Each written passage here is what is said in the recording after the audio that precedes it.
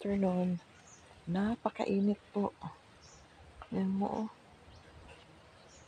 Buti ngayon nadiligan ko kagabi na maano na yung mga tanim, pero patay talaga, iba. Ginagawa pa ko ng ano dyan, panghaligi ng sige. Ako na lang talaga. Kasi wala pag nag-ano ka, ipira na naman.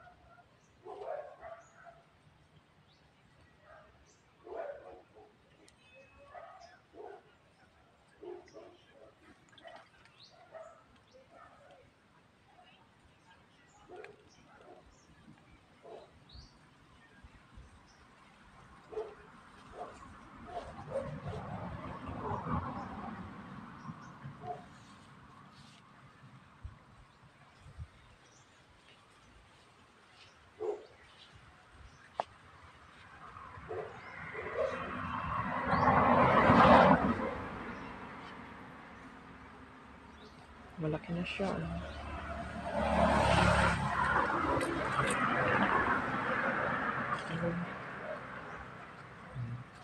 Malaki na yung ano po.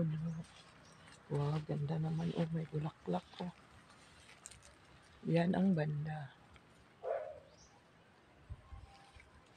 Ang puno ng nyug. Oh, malaki na yan. Yan, maliit pa.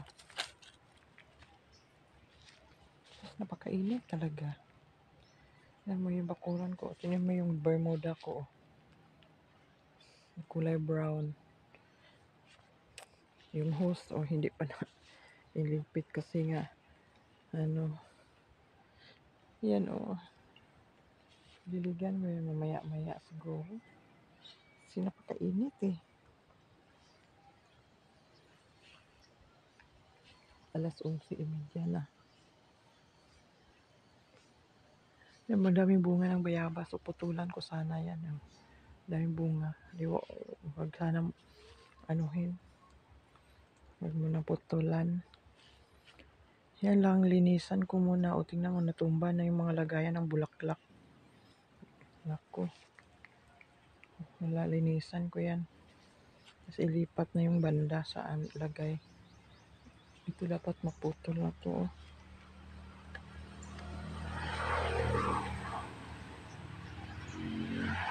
Yan din kasi hagat ba?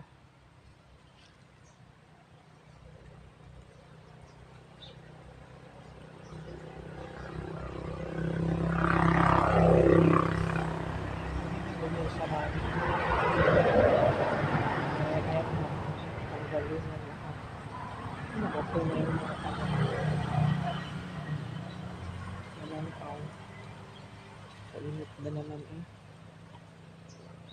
Tapos kunin yan lahat para maluwag na.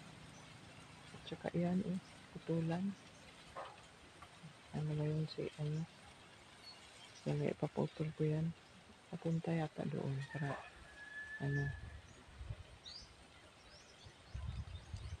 hahaba yan, hindi naman nagbunga.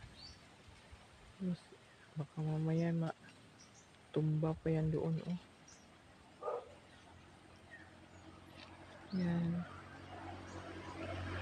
Sabag, ang dami kong bunga. Bulaklak na naman napakainit talaga.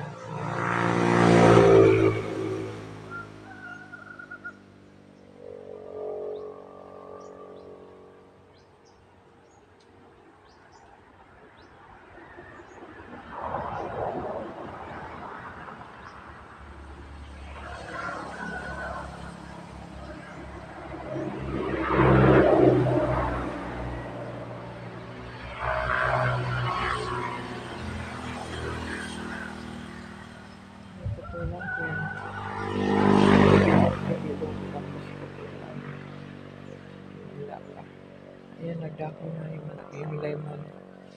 Lemon na malalaki yan eh. Ito lemon, di ko alam kung anong ano yan. Malaki ba o maliit yung lemon na yan. Tsaka ito sili. Sili demonyo yan. Ako ang nagtanim niya. O nabuhay siya. Nabuhay. Kasi linisan kasi yan dyan eh. Ayan. Bakod na yan. Ayan. Talagang linisan talaga yan. Kukunin na yung mga bulaklak na lagay mo na sa guys kambing. Tapos yan, yung mga malalaki. Madali lang yun eh. Pag nandyan na yung bakod, wala ka eh. Sige na, linisan yan dyan. Tapos temporary na lang yung bakod na ano, wala mo, yung